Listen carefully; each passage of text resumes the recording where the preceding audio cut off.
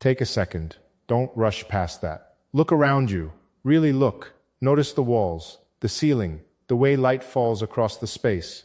Look at the objects you stopped noticing years ago because they became familiar. That familiarity feels like understanding, but in reality, it's just your brain saving energy. It stops truly seeing what it thinks it already knows. Notice the air, the temperature, the quiet sounds underneath the silence. This place, this arrangement of matter, this is what you call reality. This is your baseline. Everything else gets judged against it. And when something feels strange or impossible, you dismiss it by comparing it to this. You say it's not as real as this room, not as solid, not as present. But here's the uncomfortable idea I want you to sit with. After everything physics and mathematics have uncovered, there's a very strong case that this room is not the most real thing available to you. What you're experiencing right now is just a tiny slice of something far bigger, something that contains not just this room, but every possible room, every possible world, and every version of physical laws that can exist. That larger structure is what we call the multiverse. Now, before you dismiss that as science fiction, stay with me. The multiverse isn't built on imagination. It comes directly from the same equations that gave us quantum mechanics, relativity, and the standard model of particle physics. These are not loose ideas. These are frameworks tested with extreme precision, and when you follow those equations to their logical conclusion, the multiverse isn't optional. It shows up whether we like it or not. But before we go deeper into the physics, I want to share something personal, because this idea is not just about the structure of reality, it also changes how you live inside it. I've spent most of my life focused on ideas. That's not a complaint.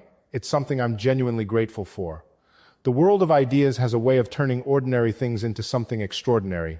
There's a unique kind of satisfaction in understanding something that once felt impossible, in seeing patterns emerge from confusion, in holding a clear picture of something that was once completely unclear. But there was a cost, a quiet one. I treated thinking as if it was enough, as if understanding the world could replace actually being in it. I assumed that a life built around ideas could sustain itself without needing people in a real, present way, without needing connection, attention, or the simple act of being fully there with someone. And that assumption was wrong. The multiverse surprisingly helps explain why. Not as a metaphor, but as a direct consequence of physics. Because once you understand what it means for reality to branch into countless possibilities, you start to understand something deeper about presence, about what it means to be here, in one specific version of reality instead of somewhere else. So let's start with the physics, because this is where everything begins. The first path to the multiverse comes from something called cosmic inflation. This is a well-supported theory that describes what happened right after the universe began. In a fraction of a second, space expanded at an extreme rate. Not slowly, like it is now, but violently fast. A region smaller than a proton expanded to a size larger than the observable universe. It sounds impossible to picture, and honestly, it is. But the math works, and more importantly, the evidence matches. The patterns we see in the cosmic microwave background line up almost perfectly with what inflation predicts. Now, here's where it gets interesting. The force driving this expansion comes from something called the inflation field. Think of it like a background energy field. As it loses energy, it creates matter, radiation, and everything we see today. But that process doesn't happen evenly, and that changes everything. Because instead of one universe forming cleanly and uniformly, different regions evolve differently. Some stop inflating, others keep going forever. And that's where the multiverse begins. If you want to understand what that really means, and why it forces us to rethink everything we thought we knew about reality, stay with me, because in the next part, we go deeper into how entire universes form, and why ours might just be one of infinitely many. If this kind of thinking challenges how you see the world, make sure you stay with the series, because each part builds on the last, and by the end, you won't look at reality the same way again. If inflation didn't happen evenly, then the universe didn't form as a single, uniform structure.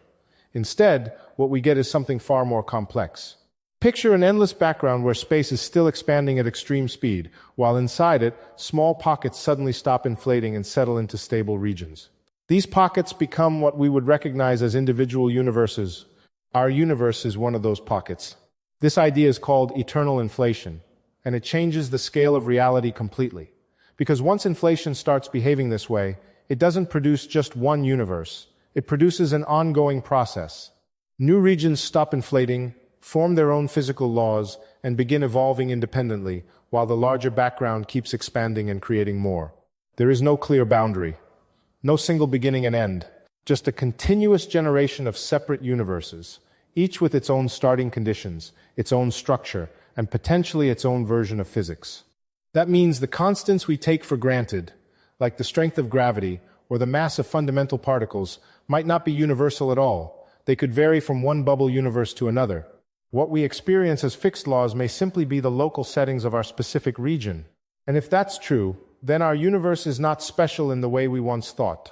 It's one realization among many possibilities. Now pause and think about what that implies. Not emotionally, but logically. If the equations that describe inflation naturally lead to this outcome, then the multiverse is not speculation.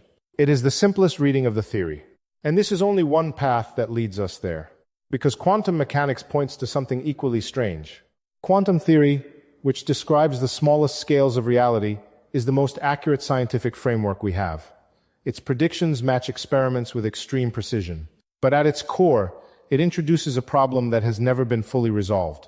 That problem is measurement. In quantum mechanics, systems don't exist in a single defined state. Instead, they exist in what's called a superposition. That means multiple possible states are present at the same time. An electron, for example, doesn't have a single fixed spin. It exists in a combination of possible spins simultaneously. This isn't about uncertainty or lack of knowledge. It's not that we don't know the answer.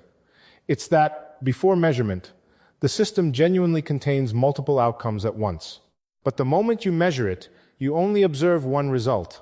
So, what happened to the others? That question has led to several interpretations, but one of the most consistent with the mathematics is the many worlds interpretation. According to this view, nothing disappears. The wave function, which describes all possible states, never collapses. Instead, reality branches. When a measurement happens, all possible outcomes continue to exist, but in separate branches. In one branch, you observe one result. In another branch, a different version of you observes the alternative. Both outcomes are real. They simply no longer interact. That means every quantum event creates new branches of reality. Every possible outcome is realized somewhere, and this process has been happening continuously since the beginning of the universe. The result is a structure where reality is constantly splitting into countless versions of itself. Now, connect this with what we discussed earlier. Eternal inflation creates multiple universes on a cosmic scale, while quantum mechanics creates branching realities at every moment. Two completely different areas of physics leading to the same conclusion. Reality is not singular. It is layered, branching, and far larger than any one perspective can capture. So when I said earlier that your room is not the most real thing, this is what I meant. Your room exists within one branch, inside one universe, within a much larger structure that contains countless variations of both. It is real, but it is not complete. And here's where this becomes more than just physics. Because if reality is structured this way, then your experience is always limited to one path at a time. You don't move between branches. You don't observe the alternatives. You live inside a single sequence of events, even though other possibilities continue elsewhere. That changes how we think about choice. From a global perspective, every option happens. But from your perspective, only one path is experienced. And that path is shaped by where your attention is, what you act on, and how present you are in the moment you're in. You don't control the multiverse, but you do occupy one branch within it. And that makes your presence here more significant, not less. Because while other versions may exist elsewhere, this is the only version you directly experience. And what you do in it actually matters to you, and to the people who share this branch with you. In the next part, we're going to take this further. We'll break down what it really means for something to be more real, and why the full structure of reality might matter more than the single piece you can see. Stay with me, because this is where the perspective begins to shift in a way most people never consider, and if you're following this, you're already ahead of the curve. So make sure you don't miss what comes next. That statement sounds abstract, maybe even exaggerated, but it's not meant that way. It's a precise idea. Your room is real, no question about that. The walls, the objects, the space you occupy, they exist as a consistent physical configuration. But they represent only one outcome within a much larger system. Think of it this way. Your room is one arrangement of matter, one set of conditions, one version of reality playing out. But the full structure that contains every possible arrangement, every variation, every branch, that structure is larger, more complete, and in a very literal sense, more fundamental. Your room is a piece. The multiverse is the whole. And in physics, the whole is what ultimately defines what is real. This doesn't make your experience less valid. It just puts it in context. It shows you that what feels complete from your perspective is actually a very narrow slice of a much bigger picture. Now, here's where this idea starts to matter on a personal level. If reality contains countless possible paths, and you are only aware of one at a time, then your experience is always selective. You are always inside one version of events, even though other versions exist elsewhere. That means every moment you live is a specific path through a much larger set of possibilities. And that brings us to something important: choice. From a full multiverse perspective, it's tempting to think that choice doesn't matter. If every possible outcome exists somewhere, then every decision you could make is already happening in some branch. But that view misses something critical. You don't experience all branches. You experience one. Your awareness follows a single thread through this entire structure, and that thread is shaped by your actions, your focus, and your presence. So while the multiverse may contain every possibility, your lived reality is defined by the path you actually move through. That makes your attention incredibly important, because attention determines what you engage with, what you build, and what you maintain. It decides whether you are present in your own life or mentally somewhere else entirely. And this is where I started to see the connection between physics and something much more human. For a long time, I was physically present in my life, but not mentally present. My focus was elsewhere, often deep inside abstract problems, theories, and ideas. I was engaged with complex systems, but disconnected from the immediate world around me. And that created a gap. Not all at once, not dramatically, but slowly, over time. The people around me were still there, the relationships still existed, but something essential was missing: presence. In physics, there's a concept called decoherence. It explains why quantum systems stop behaving in strange, overlapping ways when they interact with their environment. The interaction causes different possibilities to separate and stop influencing each other. They still exist, but they no longer connect. Something similar can happen in relationships. When attention is consistently absent, even if everything looks normal on the surface, the connection weakens. The shared experience becomes thinner. The interaction loses depth. It's not a sudden break. It's a gradual separation. And the reason it happens is simple. Real connection requires presence. It requires attention directed toward the person in front of you, not divided across other thoughts or distractions. Without that, the relationship continues in form, but not in substance. Looking back, I can see how that played out. I can see where I was physically in one place, but mentally in another. And I can see the effect that had over time. This isn't about regret in a dramatic sense. It's about understanding the mechanism. Just like in physics, where small interactions can lead to large-scale changes, small absences of attention can slowly reshape relationships. And once you notice that, it becomes difficult to ignore. Because now you understand that presence is not automatic. It's something that has to be maintained. It requires effort, focus, and intention. And in a reality where countless branches exist, the one you are in becomes defined by whether you show up fully or not. You can't experience every possibility. You can't be in every version of events. But you can choose how present you are in this one. In the next part, we're going to take this even further by looking at how string theory expands this idea into an almost unimaginable scale, and why that scale makes your current reality even more meaningful, not less. Stay with me, because this is where the science becomes deeper, and the implications become impossible to ignore. And if you're still here, make sure you continue, because what comes next connects everything we've discussed so far. There's another framework in physics that pushes the idea of multiple realities to an even more extreme level. It comes from string theory, one of the most ambitious attempts to describe the fundamental structure of everything. At its core, string theory suggests that the basic building blocks of reality are not point-like particles, but tiny vibrating strings. The way these strings vibrate determines the properties of particles, like mass and charge.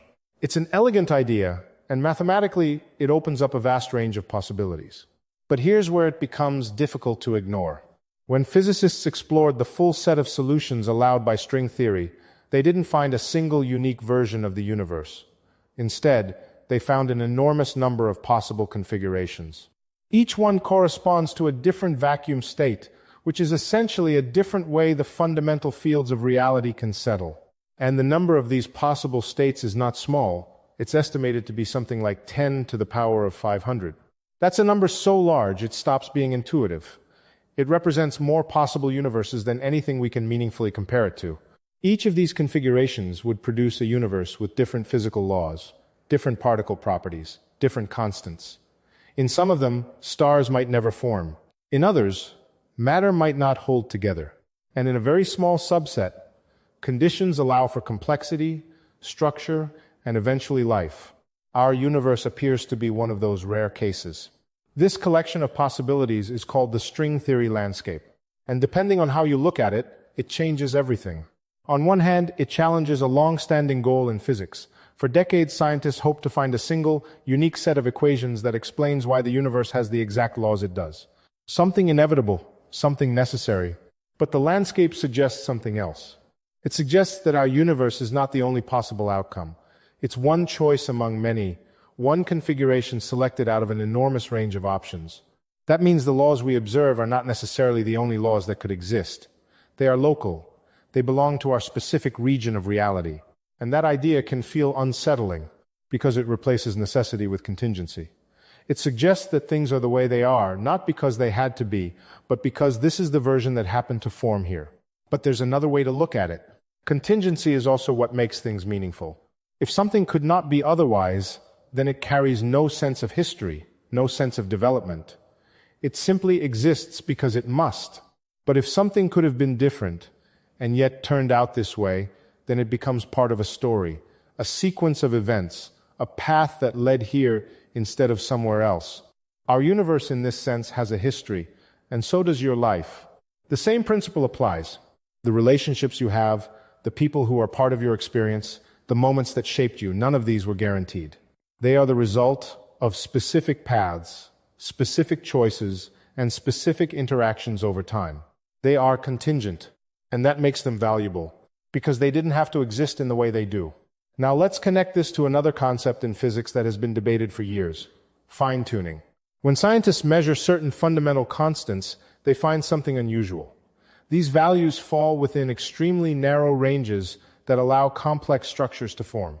Take the cosmological constant, for example. This value controls how fast the universe expands. If it were slightly larger, the universe would expand too quickly for galaxies to form. If it were smaller, everything could collapse back on itself. The observed value is incredibly precise. And it's not just this constant. Several parameters in physics appear finely balanced in a way that allows stars, planets, and life to exist. This has led to a major question. Why are these values so specific? One possible answer comes from the multiverse. If there are many universes with different constants, then we would naturally find ourselves in one where conditions allow observers to exist. Not because it was designed that way, but because only those universes can be observed in the first place. Now here's the connection that matters. Fine-tuning doesn't only apply to physics, it applies to life as well. A meaningful relationship doesn't happen by default. It exists within a narrow range of conditions. It requires consistent attention, effort, and presence to maintain. Without that, it begins to break down. Just like physical systems tend toward disorder without energy input, relationships lose structure without attention. And this doesn't happen suddenly. It happens gradually over time, through small moments where presence is replaced by distraction. Looking back, I can see where I didn't always provide that energy, where I allowed attention to drift elsewhere. And like any system left unattended, the structure weakened. This isn't about assigning blame, it's about understanding how the process works. Because once you understand it, you see that maintaining something meaningful is not automatic. It requires active participation. And in a reality filled with countless possibilities, the version you experience depends on whether you invest that effort or not. In the next part, we're going to bring this together by looking at how all of this multiverse theory, quantum branching, and the scale of possible realities leads to a very clear conclusion about how to live inside this one. Stay with me, because this is where the ideas stop being abstract and start becoming directly practical. And if you've followed this far, you won't want to miss how it all connects. So after everything we've explored, the multiverse, quantum branching, the landscape of possible universes, we arrive at a question that is much more direct than it first appears. If reality is this vast, if there are countless versions of events unfolding across an unimaginable structure, then how should you live inside the one you actually experience? Because at this point, there are two possible reactions. One is to feel small, to look at the scale of it all and think that nothing you do really matters, that your choices are insignificant in a system where every possibility exists somewhere. But that conclusion doesn't follow from the physics. In fact, the opposite is closer to the truth. Because while the multiverse may contain every possible path, you are not experiencing every path. You are experiencing one. Your awareness is tied to a single sequence of events, a single branch, a single version of reality unfolding moment by moment. And that limitation is exactly what gives your experience weight. You don't get access to every outcome. You don't get to move freely between branches. You are here, in this specific configuration, with these specific people, at this specific point in time. That makes this version of reality uniquely important to you. Not in a universal sense, but in a direct, lived sense. Because this is the only place where your actions, your attention, and your presence actually operate. And that leads to a very simple conclusion. The correct response to the immensity of reality is not detachment. It is attention, not abstract awareness of everything, but focused engagement with what is directly in front of you. Because that is the only part of reality you can influence. For a long time, I misunderstood this. I thought that understanding the larger structure was enough, that seeing the big picture somehow replaced the need to fully engage with the small one. But it doesn't. If anything, understanding the scale of reality makes the local experience more significant, because it highlights how limited your access actually is. Out of all possible configurations, you are in one. Out of all possible interactions, you are part of a specific set. Out of all possible moments, you are living through this one, right now. And that moment does not repeat. It moves forward in one direction. Physics calls this the arrow of time. It points away from the present, and it does not reverse. Which means every moment that passes becomes inaccessible. Not just in theory, but in experience. And that's where presence becomes critical. Because if your attention is elsewhere, if you are mentally disconnected from the moment you are physically in, then that moment passes without being fully experienced. It becomes part of the past without ever being fully real to you. And the same applies to the people around you. The individuals in your life are part of your specific branch of reality. They are not interchangeable. They are not present in other branches you can access. This is the only configuration where these exact interactions exist. That means your ability to connect with them depends entirely on whether you are actually present with them. You can't build a real connection from a distance of attention. You can't maintain something meaningful without actively engaging in it. And this is where the cost becomes clear. Not as a single event, but as a pattern. Small moments of absence accumulate. Small lapses in attention add up. Over time, they change the structure of relationships, just like small physical interactions can change the behavior of a system.